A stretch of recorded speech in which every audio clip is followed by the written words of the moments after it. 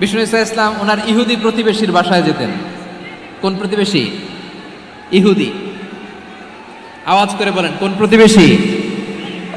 ইহুদি। এক ইহুদি কিশোর বিষ্ণু ইসা ইসলামের খেদমত করতে, ইহুদি ছেলে আমার নবীর খেদমত করতো। তারা ছিল নবীর প্রতিবেশী। তো অনেক দিন হয় ইহুদি ছেলেটা আসে না।